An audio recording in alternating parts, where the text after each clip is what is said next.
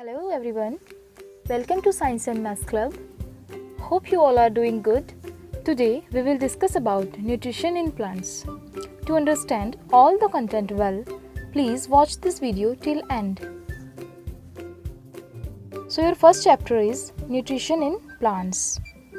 Nutrition means पोषण, जो आप भोजन से प्राप्त करते हैं, यानी भोजन से आप जो पोषण प्राप्त करते हैं, जो उसके अंदर न्यूट्रिएंट्स होते हैं, जो अच्छे तत्व होते हैं, जो आपकी बॉडी की ग्रोथ के लिए अच्छे होते हैं, उसी के बारे में आज हम डिस्कस करेंगे। सो पौधों में पोषण कैसे प्राप्त होता है। All living organism need to perform certain basic life processes like nutrition, respiration, growth and reproduction for their survival. To perform all life processes, every organism requires a daily supply of energy. The food we eat provides us energy. We already know about the various components of food like proteins, carbohydrates, fats, vitamins and minerals. These are called nutrients. The nutrients enable living organisms to build their bodies, grow, repair damaged parts of their bodies and provide energy to carry out life processes.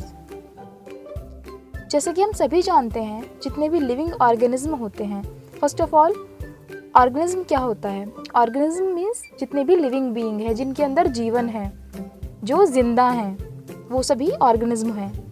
तो ये सभी organism को अपनी life process चलाने के लिए या survival करने के लिए, जिंदा रहने के लिए कुछ फंक्शन, कुछ काम करने पड़ते हैं। जैसे उन्हें भोजन से पोषण प्राप्त करना होता है, अपनी बॉडी की ग्रोथ के लिए रेस्पिरेशन करना होता है, श्वसन मीन्स जिसमें आपका फूड से एनर्जी, जब आपके फूड का ब्रेकडाउन होता है सेल्स में आफ्टर डाइजेशन ऑफ फूड, तो उससे एनर्जी और कार्बन डाइऑक्साइड बाहर निकलते हैं। So it is called respiration.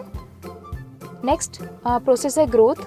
हम सभी को जिंदा रहने के लिए ग्रोथ भी करनी ज़रूरी है। अगर आपकी ग्रोथ रुक जाएगी, आपकी वृद्धि रुक जाएगी, आप बड़े नहीं होंगे, आपकी बॉडी का विकास रुक जाएगा, तो भी आप सर्वाइव नहीं कर पाएंगे। And next reproduction. Reproduction means होता है कि अपने ही जैसा एक दूसरा उत्पन्न करना। जैसे एनिमल्स, काऊ है तो काऊ में रिप्रोडक्शन होता है, काऊ अपने ही जैसा एक और काफ को रिप्रोड्यूस करती है।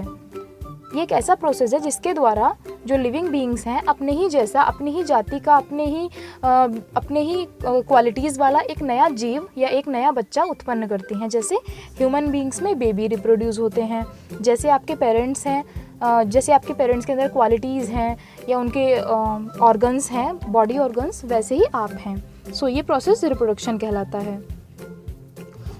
हमें अपनी लाइफ के सभी प्रोसेसेस को करने के लिए डेली एनर्जी की ज़रूरत होती है। और ये एनर्जी हमें कहाँ से मिलती है? फूड से हमें एनर्जी मिलती है। जब आप खाना खाते हैं तो डायरेक्टली आपको एनर्जी नहीं मिलती है। खाना खाने के बाद कुछ टाइम लगता है जब फूड आपका डाइजेस्ट होता है। डाइजेशन के बाद रेस्पिरेशन के प्रोसेस से आपको एनर्जी रिलीज़ होती है और आपको काम करने के लिए एनर्जी मिलती है। हम सभी जानते हैं कि हमें भोजन ऐसा करना चाहिए जिसमें सभी पोषक तत्व हों। पोषक तत्व मीन्स जो हमारी बॉडी की ग्रोथ के लिए, डेवलपमेंट के लिए अच्छे होते हैं, जो हमारे इम्यून सिस्टम को बिल्ड करते हैं।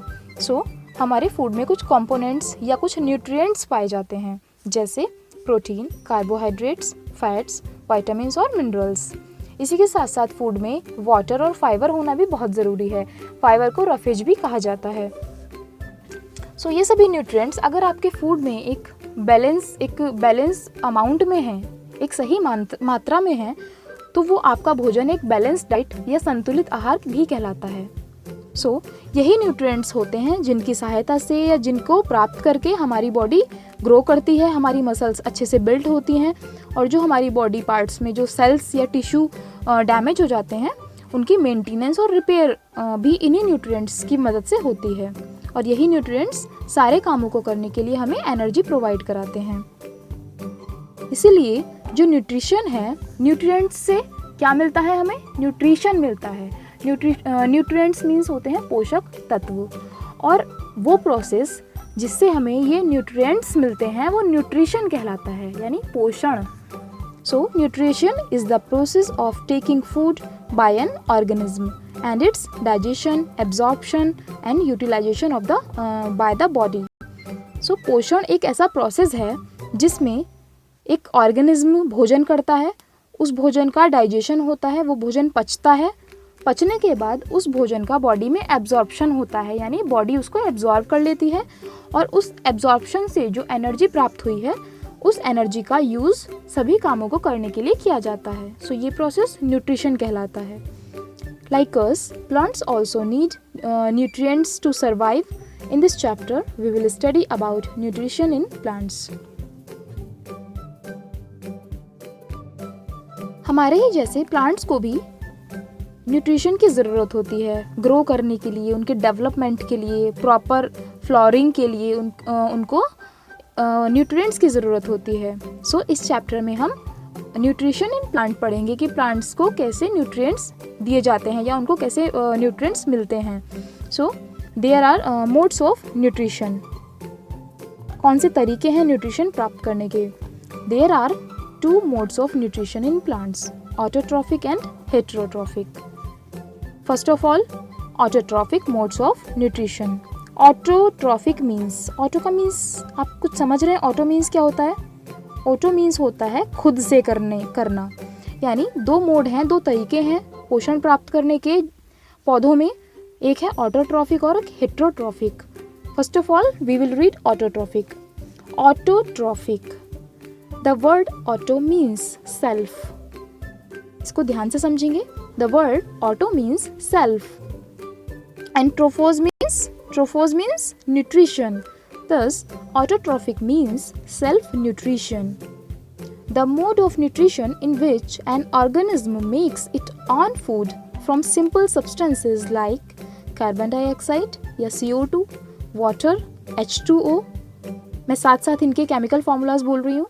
Carbon dioxide, CO2, water, H2O and minerals present in the surroundings is called autotrophic nutrition. So organisms having autotrophic mode of nutrition are called autotrophs. All the green plants and some bacteria prepare their food, their own food by autotrophic mode of nutrition. Thus, they are autotrophs. Autotrophic means खुद से चलने वाला या खुद होने वाला. Autotrophic जो word है वो 2 पार्ट्स में डिवाइड होता है, ऑटो प्लस ट्रॉफिक. ऑटो का मीन्स है सेल्फ यानी खुद से, स्वयं से. ट्रोफोज मीन्स है न्यूट्रिशन, यानी ऑटोट्रॉफिक वर्ड 2 वर्ड से मिलके बना है, ऑटो प्लस ट्रोफोज, यानी खुद से पोषण प्राप्त करना. सो ये एक ऐसा प्रोसेस है या एक ऐसा न्यूट्रिशन मोड है जिसमें जो ऑर्गेनिज्म होता है, I have already explain about organism क्या होता है. सो इस तरीके से न्यूट्रिशन प्राप्त करने में जो ऑर्गेनिज्म होता है वो अपना खाना खुद बनाता है. और खुद कैसे बनाता है? कुछ सिंपल सब्सटेंस की मदद से. जैसे अपना खाना बनाने में कुछ ऑर्गेनिज्म अपना खाना बनाने में कार्बन डाइऑक्साइड, वाटर और मिनरल्स जो उनके आसपास में उपस्थित होते हैं. जैसे एक पौधा है, पौधे के आसपास में मिट्टी है. अब मिट्टी में पौधे की जड़ें जो हैं वो डग हैं, गड़ी हुई हैं अंदर. तो पौधे की जड़ों से जो मिट्टी में उपस्थित वाटर है, मिनरल्स हैं और जो वातावरण में कार्बन डाइऑक्साइड है, तो इनकी मदद से वो अपना भोजन बनाते हैं. सो पौधे, इसीलिए जो पौधे होते हैं वो प्रोड्यूसर कहलाते हैं, मतलब कि वो अपना खाना खुद बनाते हैं. यानी वो किस तरीके का न्यूट्रिशन लेते हैं? Autotrophic mode of nutrition. कुछ बैक्टीरियाज भी हैं जो अपना खाना खुद बनाते हैं. और जो ऑर्गेनिज्म, चाहे वो बैक्टीरिया हो या पौधे हों, अपना खाना खुद बनाएं, स्वयं बनाएं या अपने खाने के लिए किसी दूसरे पे डिपेंड ना हो, तो ऐसे ऑर्गेनिज्म ऑटोट्रॉफ्स कहलाते हैं. आप समझ गए ऑटोट्रॉफ कैसे कहते हैं? So next mode of nutrition is heterotrophic mode of nutrition. The word hetero means heterotrophic mode of nutrition. The word hetero means other and trophos means nutrition. Thus heterotrophic means nutrition obtained from others. The mode of nutrition in which an organism cannot make its own food from the simple substances but obtains ready-made food made by the green plants directly or indirectly is called heterotrophic nutrition. Organisms having heterotrophic mode of nutrition are called heterotrophs. Some animals, all animals in fact, animals and non-green plants have heterotrophic mode of nutrition and they are called heterotrophs. So अभी हमने autotrophic की बात की. So similarly heterotrophic भी दो word से मिलके बना है. इनको अलग अलग करेंगे. जैसे हेटेरोट्रॉफिक में हेट्रो प्लस ट्रोफोज. हेट्रो का मीन्स है अदर, ट्रोफोज का मीन्स सेम है न्यूट्रिशन. जैसे ऑटोट्रॉफिक में ऑटो का मीन्स सेल्फ था, सो यहाँ हेट्रो का मीन्स अदर्स यानी दूसरों से, ट्रोफोज मीन्स न्यूट्रिशन यानी पोषण प्राप्त करना. सो हेटेरोट्रॉफिक मोड में जो ऑर्गेनिज्म होते हैं वो दूसरों से अपना भोजन प्राप्त करते हैं, खुद नहीं बनाते हैं. इस तरीके से न्यूट्रिशन प्राप्त करने में ऑर्गेनिज्म रेडीमेड फूड प्राप्त करते हैं, अपना खाना खुद नहीं बनाते हैं. यानी कि the mode of nutrition in which, ऐसा मोड जिसमें ऑर्गेनिज्म अपना खाना खुद नहीं बनाते हैं सिंपल सब्सटेंसेस से. सिंपल सब्सटेंस कौन से थे? कार्बन डाइऑक्साइड, वाटर और मिनरल्स.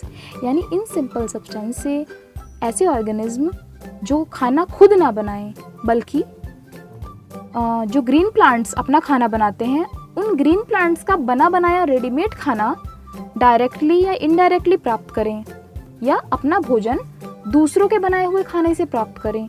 हेटेरोट्रॉफिक या मोड ऑफ न्यूट्रिशन कहलाता है. और ऐसे एनिमल जो हेटेरोट्रॉफिक मोड में अपना न्यूट्रिशन प्राप्त करते हैं, दूसरों से अपना भोजन प्राप्त करते हैं, हेटेरोट्रॉफ्स कहलाते हैं. सो कुछ जो एनिमल्स होते हैं जितने भी, या जो नॉन ग्रीन प्लांट्स होते हैं, वो हेटेरोट्रॉफिक मोड में अपना भोजन प्राप्त करते हैं. जैसे हम एनिमल्स हैं या ह्यूमन बीइंग हैं, तो हम अपना भोजन खुद नहीं बनाते. आप कहेंगे हम तो बनाते हैं किचन में अपना भोजन खुद, लेकिन वो भोजन जो आप कच्चा सामान यूज़ करते हैं खाना बनाने में, कहाँ से प्राप्त होता है? मार्केट से बोलेंगे तो मार्केट में कहाँ से आता है? मार्केट में आता है खेतों से, किसानों से. जैसे आप दाल चावल खाते हैं, सब्ज़ी फल खाते हैं, या आप मसाले यूज़ करते हैं, तो ये सभी कहाँ से आते हैं? ये सभी प्लांट से हमें प्राप्त होते हैं. तो हमने अपना भोजन खुद नहीं बनाया, हमने प्लांट से कच्चा माल लिया और फिर हमने अपना भोजन बनाया. यानी कुछ लोग डायरेक्टली खाते हैं, जैसे आपने प्लांट से या आपने किसी पेड़ से फल को तोड़ा और खा लिया, तो आपने डायरेक्टली खा लिया. और कुछ इनडायरेक्टली लेते हैं, जैसे प्लांट से आपने चीज़ें ली और उनको उस कच्चे माल से आपने भोजन प्राप्त किया. तो एनिमल्स और जो नॉन ग्रीन प्लांट्स होते हैं, यानी जो पौधे हरे नहीं होते हैं, मतलब जो पौधे हरे नहीं होते वो फोटोसिंथेसिस नहीं कर पाते, यानी कि वो अपना भोजन खुद नहीं बना पाते हैं, क्योंकि उनमें जो एक ग्रीन पिगमेंट होता है क्लोरोफिल, जिसकी वजह से पौधे फोटोसिंथेसिस करते हैं, वो नहीं होता है, इसलिए वो ग्रीन नहीं होते हैं. सो नॉन ग्रीन प्लांट्स भी क्या करते हैं? दूसरे प्लांट्स के ऊपर रहकर उन्हीं से अपना भोजन प्राप्त करते हैं. सो ऐसे ऑर्गेनिज्म हेटेरोट्रॉफ्स कहलाते हैं. नाउ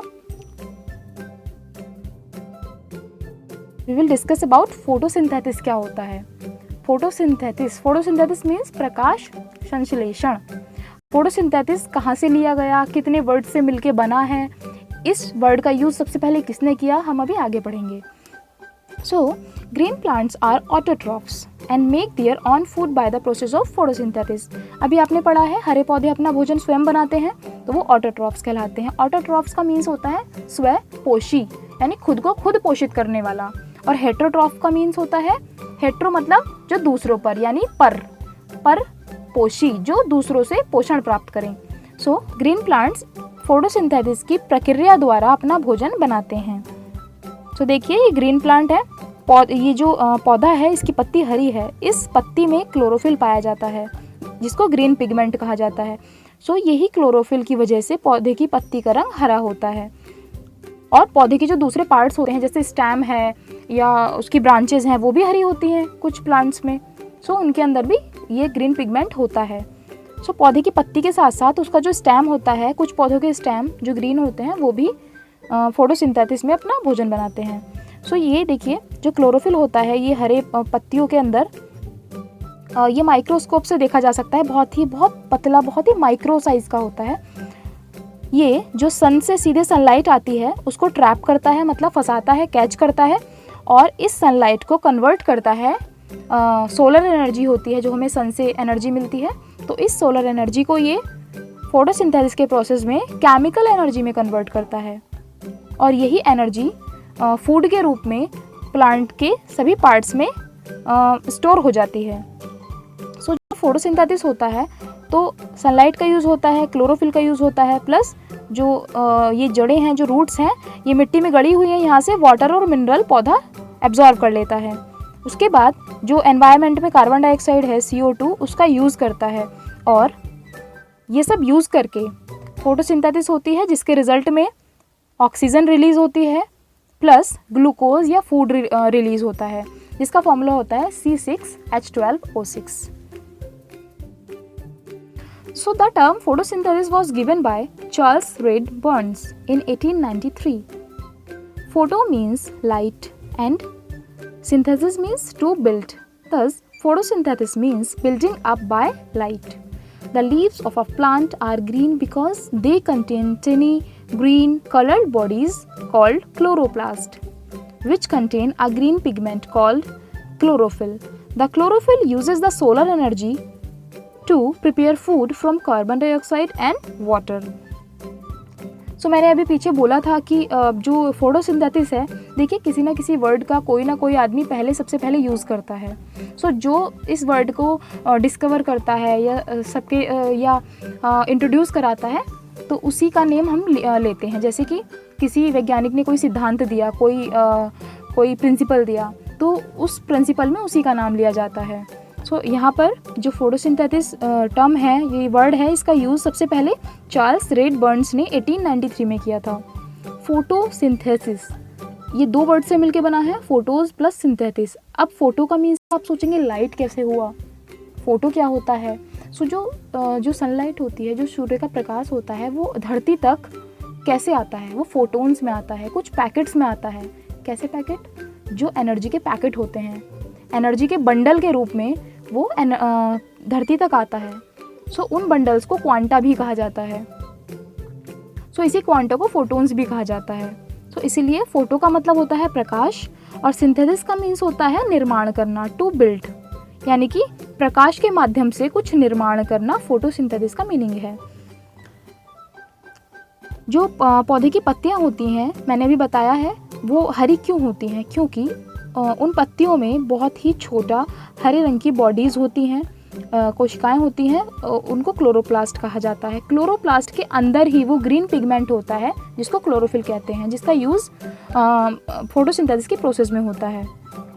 सो हियर इज़ ये इक्वेशन है फोटोसिंथेसिस की कि 6 CO2 plus 6 H2O is equal to, and in the presence of sunlight and chlorophyll, is equal to C6H12O6 plus 6O2।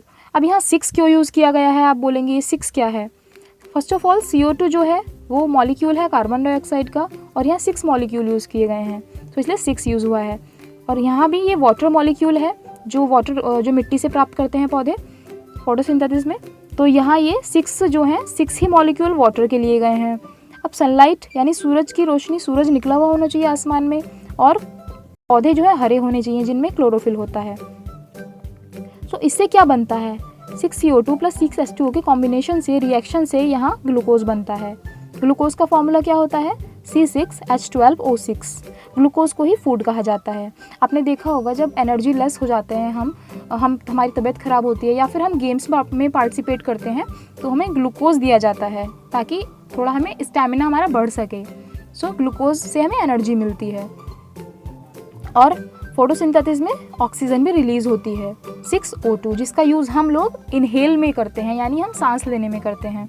So the food prepared by the green leaves of a plant in the form of a simple carbohydrate called glucose.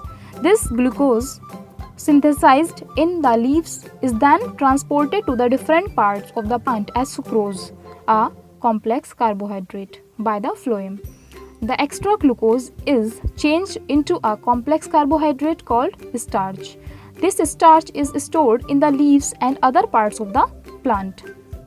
जो पौधे की पत्तियों द्वारा photosynthesis के process से खाना बनाया जाता है वो बहुत ही सिंपल फॉर्म में होता है, सिंपल कार्बोहाइड्रेट में होता है, जिसको ग्लूकोज कहा जाता है। ये ग्लूकोज है। अब सिंपल कार्बोहाइड्रेट, कार्बोहाइड्रेट क्या होता है? Carbohydrate are called energy giving food, जो हमें एनर्जी देते हैं। आपने पढ़ा भी होगा जैसे कार्बोहाइड्रेट के बारे में, जो न्यूट्रिएंट्स होते हैं फूड में। सो ये जो ग्लूकोज होता है पहले एक सिंपल फॉर्म में होता है, सिंपल कार्बोहाइड्रेट में होता है। उसके बाद ये पौधों की पत्तियों से पूरे सारे पौधे के पार्ट्स में, सभी भागों में ट्रांसपोर्ट कर दिया जाता है। लेकिन अब ये सिंपल फॉर्म में ट्रांसपोर्ट नहीं किया जाता है, ये कॉम्प्लेक्स कार्बोहाइड्रेट बन जाता है, जटिल कार्बोहाइड्रेट बन जाता है, जिसको ग्लूकोज नहीं कहते, क्या कहते हैं? सुक्रोज कहते हैं। ग्लूकोज होता है सिंपल कार्बोहाइड्रेट और सुक्रोज होता है कॉम्प्लेक्स कार्बोहाइड्रेट। और ये ट्रांसपोर्ट कौन करता है? जैसे हमारे यहाँ एक जगह से दूसरी जगह सामान ले जाने के लिए व्हीकल्स का, कार का यूज़ किया जाता है या ट्रेन का, वैसे ही पौधे में जो भोजन होता है उसको ट्रांसपोर्ट करने के लिए फ्लोएम का यूज़ किया जाता है। यही फ्लोएम इस ग्लूकोज को सुक्रोज में कन्वर्ट कर देता है। सो जो एक्स्ट्रा ग्लूकोज होता है, जो कॉम्प्लेक्स कार्बोहाइड्रेट में चेंज हो जाता है, उसको स्टार्च कहते हैं, स्टार्च या मंड। आपने देखा होगा मांड ने देखा होगा, बहुत ही गाढ़ा सा एक लिक्विड होता है, स्टार्च कहलाता है। सो दिस स्टार्च ये कहाँ स्टोर होता है? ये स्टार्च या कॉम्प्लेक्स कार्बोहाइड्रेट पौधे की पत्तियों में और दूसरे पार्ट्स में स्टोर हो जाता है।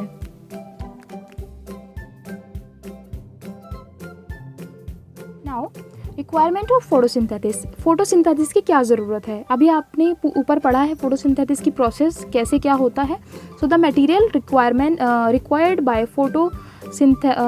Bye plants for photosynthesis are water and minerals, carbon dioxide, chlorophyll and sunlight.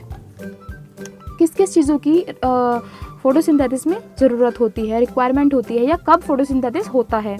सबसे पहले जब प्लांट फोटोसिंथेसिस या अपना भोजन बनाते हैं तो उनको वाटर, मिनरल्स, कार्बन डाइऑक्साइड और क्लोरोफिल प्लस सनलाइट की ज़रूरत होती है। अगर सूर्य आसमान में नहीं निकला है, सनलाइट नहीं है, तो फोटोसिंथेसिस नहीं हो पाएगा। So first of all, water and minerals. Water and minerals are absorbed by the roots of the plants from the soil.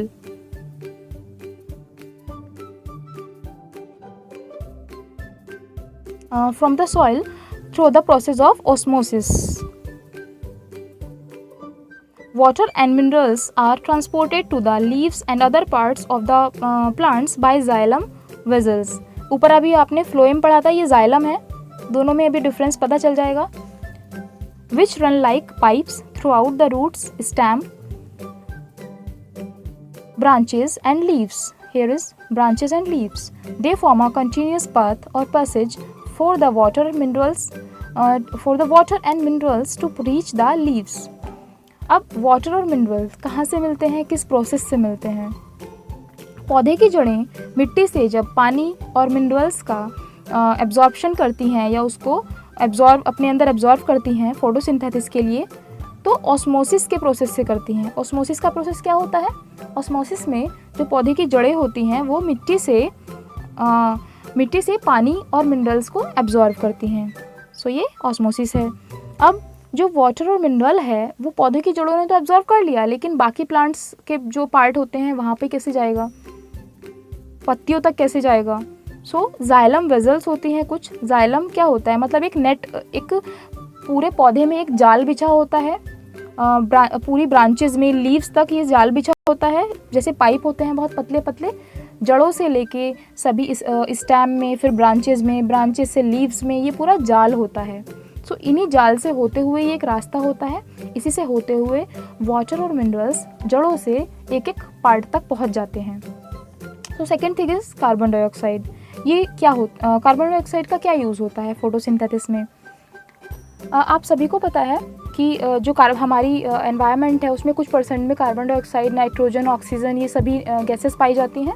So the green plants take carbon dioxide gas from the air for carrying out photosynthesis.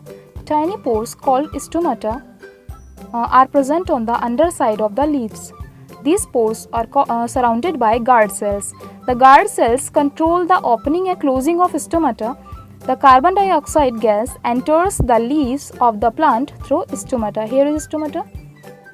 Stomata को अगर एक stomata की बात करें, मतलब एक छेद की बात करें, तो वो उसको स्टोमा बोलेंगे। सो जो ग्रीन प्लांट्स होते हैं, जो उनकी पत्तियां होती हैं, उन पत्तियों में नीचे की साइड में कुछ पतले पतले छेद होते हैं जिनको माइक्रोस्कोप से देखा जा सकता है। ये जो छेद होते हैं, इन्हीं छिद्र से होके, पतले पतले छेदों से होके ही जो कार्बन डाइऑक्साइड है वो पत्तियों तक पहुंचती है, जिसका उपयोग फोटोसिंथेसिस में किया जाता है। अब ये जो छोटे छोटे पतले पतले छिद्र होते हैं वो गार्ड सेल इनको घेरे हुए होती हैं। देखिए ये बहुत पतला सा छेद है इसके अंदर ये, और इसको चारों तरफ से ये गार्ड सेल ने घेरा हुआ है। यही गार्ड सेल कंट्रोल करती हैं इसके साइज़ को कि कब स्टोमाटा को ओपन करना है और कब इसको क्लोज़ करना है। देखिए यहाँ पर ये खुला हुआ है, यानी कि फोटोसिंथेसिस की प्रोसेस के समय ये स्टोमाटा खुल जाते हैं, और जब ये प्रोसेस कंप्लीट हो जाती है देन ये स्टोमाटा क्लोज हो जाते हैं। अब क्लोरोफिल की बात करते हैं। आप सभी को पता चल चुका है कि लीव्स में ग्रीन पिगमेंट होता है जिसको क्लोरोफिल कहते हैं। इसी की वजह से जो पौधे होते हैं उनका रंग हरा होता है।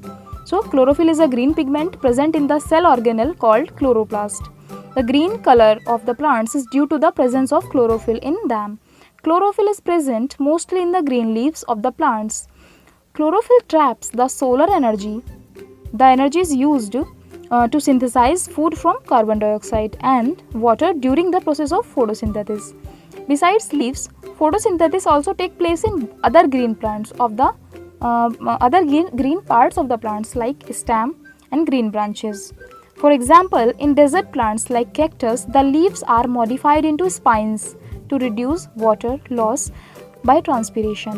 These plants have thick and fleshy green stem which carry out the process of photosynthesis to make their food.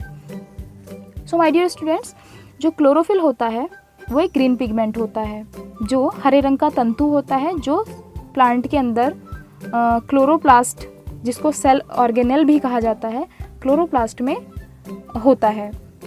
First of all my dear students, अगर आपने चैनल को सब्सक्राइब नहीं किया है अभी तक तो प्लीज़ चैनल को सब्सक्राइब करें और बेल आइकन को प्रेस करें ताकि ऐसी ही साइंस की इंफॉर्मेटिव वीडियोस आपके पास नोटिफिकेशन में पहुंचती रहें। सो जो प्लांट्स का ग्रीन कलर होता है वो क्लोरोफिल के कारण होता है। मोस्टली जो प्लांट होते हैं उनका आपने देखा है कलर ग्रीन ही होता है, उनकी पत्तियों का रंग ग्रीन ही होता है। तो यही क्लोरोफिल सोलर एनर्जी को ट्रैप करता है और केमिकल एनर्जी में कन्वर्ट करता है। अब इस एनर्जी का यूज़ जो पौधा है, सोलर एनर्जी का यूज़ जो पौधा है वो खाने को बनाने में करता है, और इसके साथ साथ पौधे को पानी भी चाहिए होता है। अब आपने देखा होगा कि अगर आप कभी गए हो रेगिस्तान में या कोई आपने मूवी देखी हो कि जो डेजर्ट होते हैं वहाँ पे कांटेदार पौधे ज़्यादा पाए जाते हैं, जैसे नागफनी, कैक्टस। तो ऐसे पौधों में तो पत्तियाँ नहीं होती हैं, फिर वो कैसे ज़िंदा रहते हैं? डेजर्ट में पानी की बहुत ज़्यादा कमी होती है, वहाँ ज़्यादा पानी नहीं पाया जाता है, तो इसीलिए वहाँ सही तरीके से प्लांट्स को न्यूट्रिएंट्स और वाटर नहीं मिल पाते हैं। वहाँ मिट्टी नहीं होती है, वहाँ सैंडी सॉइल होती है, एक तरीके से रेत ज़्यादा होता है। प्रॉपर जो यहाँ जैसे लोमी और लेटराइट मिट्टी यहाँ पाई जाती है वैसे वहाँ नहीं होती है, तो उस मिट्टी में उस मात्रा में न्यूट्रिएंट्स या मिनरल्स नहीं होते हैं। सो जो कैक्टस का पौधा होता है उसकी पत्तियाँ कांटों में परिवर्तित हो जाती हैं, कांटों में बदल जाती हैं, यानी कि उस पौधे पर, कैक्टस या नागफनी के पौधे पर पत्तियाँ नहीं पाई जाती बल्कि वो कांटे पाए जाते हैं। कांटों को आप कह सकते हैं कि ये मॉडिफाइड लीव्स होती हैं जो कांटों में बदल चुकी होती हैं। अगर उन कांटों को हटा के देखें, मतलब आप हटा दें कांटों को किसी चाकू से या किसी भी चीज़ से, आप उसके स्टेम को अगर छुएंगे, टच करेंगे तो आप देखेंगे कि बहुत ही थोड़ा मुलायम सा होता है, फ्लैशी स्टेम होता है। सो उस स्टेम में कैक्टस का पौधा अपने स्टेम में वाटर को और फूड को स्टोर करता है। सो यही स्टेम, जो कैक्टस का स्टेम होता है वो ग्रीन होता है इसलिए। सो यही स्टेम फोटोसिंथेसिस की प्रोसेस में फूड बनाता है। सो आज का सेशन यही एंड होता है, and we will cover left part of this topic in next video session, whose link I will mention in the description box. Thank you.